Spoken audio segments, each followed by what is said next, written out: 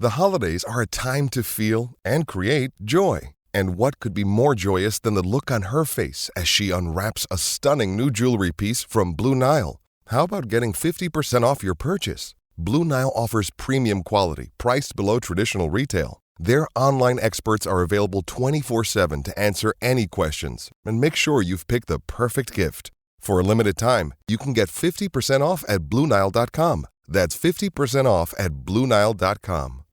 'Tis the season to shine with H&M. Discover the holiday collection and find fashionable pieces for your wardrobe or for under the tree. Get inspired and dazzle with this year's glam. From tuxedo styles, bow detailed pieces, impressive prints, and more. From unforgettable looks to unforgettable gifts. With fashion finds to home decor, find it all at H&M.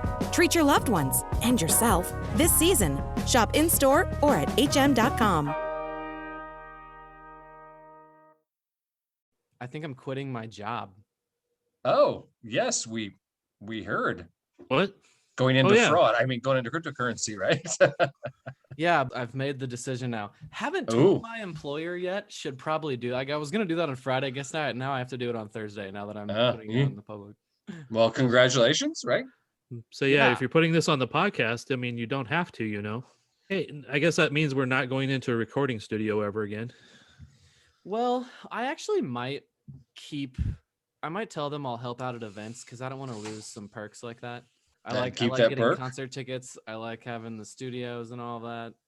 So I might keep some like event hours and help with stuff like that. But yeah, I'm very excited about it. And they're sending me to Europe. I'm going to Estonia. Oh, Estonia. Yeah, that's where it's based. Oh, that has to be completely above board and legal. Wait, what now? Was that a little bit of attitude there? What was the word you used? Snarky? Snarky, what? What's wrong with Estonia? Nothing's wrong with Estonia, but when your cryptocurrency is based there, it's the connotations of Eastern Europe. Yeah, it's like a call center in India is, I mean, quite legit, except that many of them are scammers. No, a lot of them... Is somebody going to send you a glitter bomb with for? Have you been watching those, Mike? I watched the one. I'd watched the first one, and then I saw the one that he had posted recently where they got the scammers with it, basically. Well, follow the other guys who helped him, Jim Browning and a guy named Pierogi. He does the channel's a different name. I've been watching those too. I just watched this video too. But it's great because follow the other ones, man. Because I've sat there and like just let these play, and these guys just messing with these poor Indian. Well, I'm not gonna say poor Indian scammers because they're not. They're fucking assholes. Poor, the last one I saw, the guy was giving them props. Like the scammer was like, "Oh, we've never been scammed before. Like you're good at what you do, man. Well done." It was funny. Some of them are getting money out of the scammers instead of the other way around. Yeah. All right. So can I badmouth your employer for a second? Yeah. Cumulus Media. It's not terrible. It's not terrible. Okay, Cumulus? Okay, all right. Well, 101. Okay. I used to listen to 101 a lot. I'm classic rock, I admit it. But 101 the Fox, I did close too. to my heart. Tell me what you got here. All right. So for the last year plus, we've had Sirius in both cars. So I really haven't listened to 101 forever. Mm-hmm. Okay. Daughter like driving car to school. There's a 4-car wreck at school. She wasn't in it, so nobody's really hurt bad, but take the car in, get a loaner so it doesn't have Sirius in it because I'd have to pay for that myself. Mm-hmm. So I just throw it on 101 and I'm like, on the drive home from where I picked up the rental car, I said, I'm going to hear, I bet 1 or 2 of these songs, and freaking sure as shit I did, because every time 101 plays the same damn songs every day. What songs were they? Welcome to radio. Oh my God. Well, one of them was George Thorogood, one bourbon, one scotch, one beer. Oh, okay. Yeah, oh my God. That one's on a lot for sure. And I like George Thorogood, but as soon as that one comes on now, I'm just like, shut the So I'll just tell you how it works. Like, I know everyone, like that's everyone's reaction to it is like, oh, it plays the same things every time. But the people making the decisions, and I'm not saying if this is right or wrong, it's probably wrong because it's a lot of old school thinking. Boo. But they would say like that's the point of radio. They would say like that's the goal, is to, people turn on the radio because they want to hear this one song, or like a song that's popular right now, or a go-to classic rock song that will keep them listening. So that's why they do it, but I don't think it works. Too much old school thinking in that industry. It's almost it's like when I go out to Wyandotte with my oldest for his games, I lose 90.9, which is what I normally listen to. So I usually about downtown is around the area where I start to lose it. I'll switch over to 105.1 or 96.5, whichever one's playing the music I dislike the least, I guess is the best way. 105.1 the X. That's also ours. But either way, like there'll be one song that plays, and then we'll play the soccer game, and then we'll get back in the car, and I feel like 3 out of 5 times it's one of the same songs we heard on the way to the game is playing again an hour later, basically, like on the hour that it played previously. I can almost set my watch to it, basically. Cody, are you sitting on an exercise ball? Yeah. Okay. Good to know. There's a lot of songs that I hate because when I was in California, we only got like 2 radio stations, and they were top 40. So you'd hear the exact same songs multiple times a day. And I just got so damn tired of some of those songs. That sound was because Mexico just scored. Yeah. We know. Apparently a really bad turnover. Radio really missed out on, think about how many people are listening to someone talk right now. Podcasts are just the biggest thing. Everyone has a podcast they listen to. Everyone is making a podcast. I know it's kind of hindsight, but if radio was going to adapt, they could have all of that under their umbrella. Cumulus Media could have afforded to buy Spotify at one point. You know what I mean? Yep. Like it's just so much old school thinking that they. I mean, like Blockbuster could have bought Netflix. I was thinking the same exact thing. Yeah, it's exactly stuff like that. They're not able to adapt. When someone gets fired for being bad at radio, they will just get hired in another market. They just go to another city and someone else will hire them. That's just how it works. Like, so it's so annoying.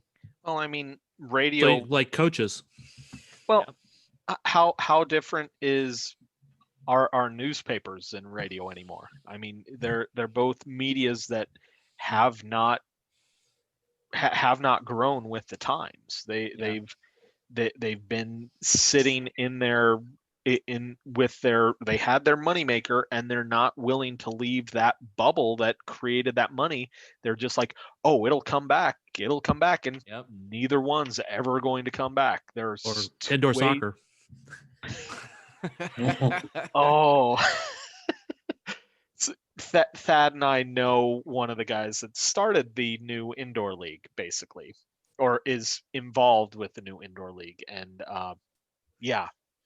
he's not a bad guy, but the thought that indoor will ever be what it was in the 80s, oh god, no, is insane. Beyond.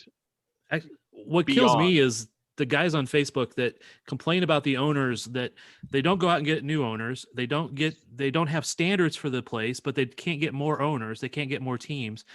And they don't realize that no matter what you do, none of this is a fix. If they actually had the solution, and the solution was to have better standards on your arenas, well, then you could go to a bank, get a friggin' $2 million loan, create your own league, and go.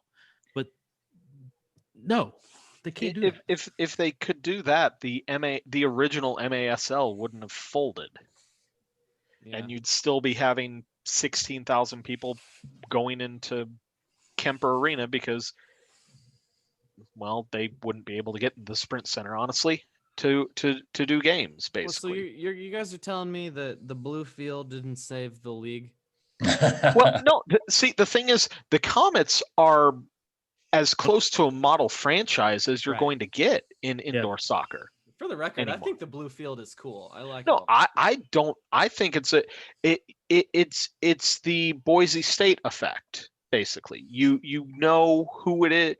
Well, not with the blue field because other teams have blue fields in indoor now too, but it's a unique feature that can stand out for you. Basically, I have no problem with the blue field. It's just, yeah, like it was. The Comets are a model franchise in the current indoor league. They pull in outside COVID, they pull in 3,000 to 5,000 fans basically. Yeah, they probably average a little under 4 a year, yeah, on a decent year. Yeah, so I mean, in a 5,000 seat arena, I mean that's a good. Actually, hold on. What about pads? What if we add pads and checking into indoor soccer? Well, Hey, I'm still stuck on the fact that Thad thinks $2 million loan is going to do it. What world are you living in there, Thad? 2 million? Well, you don't think you could start an indoor league for 2 million? Not one that's going to become something big. No. What do I need to start? $1 million doesn't go as far as it used to. One single team. What do I need to start a team, Thad? I don't know. Cryptocurrency is doing really well right now. I'm just saying. Expansion fee. I think it's in the high 6, low 7 figures, basically, to that you have to be able to have a team for the year. I think is where it's at about right now. But I think you also have to have extra capital to show that you can handle the losses, and depending on the owner that you're working with, they want a 3-year commitment. Isn't that what Hale wanted? A 3-year commitment from ownership, Thad? I thought that's profitable indoor team. No. It is a money loser. Indoor is a money loser. Everyone that owns the team in this league is just doing it because they're a soccer fan and they want to keep the sport alive. Pretty much. It's a tax write-off. So yeah, and I mean, there's probably some that are close to breaking even. I mean, it's the same. It's the same reason MLS from 1996 until fairly recently that MLS teams were around. They weren't. Well, I would say that is because there's incentive there that in the future this team would be profitable. At some point, I think they were coming into the league thinking like, hey, this will be worth some money at some point. So here's something for you. We were talking about indoor. There's a Facebook page that I follow that posts all the they do a this date in history for the Comets, attacking Comets 2 and Comets 3. And he posts the attendance figures for the games. And I've been tracking all the attendance for the 3 teams. Of course. The attack the average attendance for I'm still missing games, but the average attendance for the attack and Comets 2 would still fit inside the event center. They average the Comets 2 and attack averaged under 5,000 fans a game, basically. So they could if there was. The Comets are in the appropriate sized arena now for where the sport is now. A 5,000 seat arena is absolutely the perfect place for them. Guys, let's record a podcast at a Comets game. You think they would let us do that? Probably. Yeah. You guys got connections. What would be the reason for that? Content. #content. Well, maybe next year they'd bring back the media game. Oh yeah. And if you want Comets people on, I can get Comets people. Yeah. Is Kevin Ellis still playing? Sort of. What's that? I said sort of. Wait, what did the bench? He asked if Kevin Ellis is still playing. Okay. Yeah, I just didn't hear what Cody asked. He hasn't played the last couple games, but he probably will play. He'll play the playoff games. Yeah. I think this will be his last year. It won't surprise me if this is his last year. The game of indoor soccer is cool. I just don't have room in my life for another allegiance.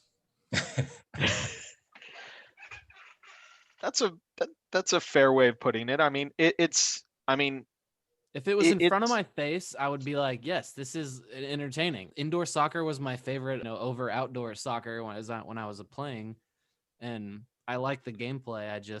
I don't know. I never think, I wonder when the Comets are playing. Can I watch? That's why indoor is where it's at, basically. Right. It's just not a big thing anymore. It's not a thought for most people. Heck, most people now don't even know that it used to outdraw the NBA. Because it's not the only thing like it used to be. No, it's not. Right. It's not. Basketball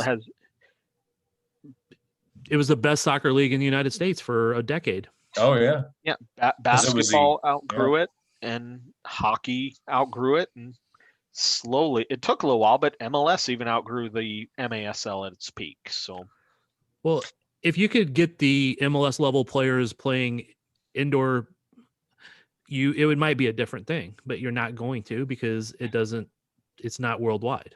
No. So, and honestly, some players that suck outdoor are really good indoor. It's just because of the different styles. I mean, what's the fan attendance like for fencing though? That's the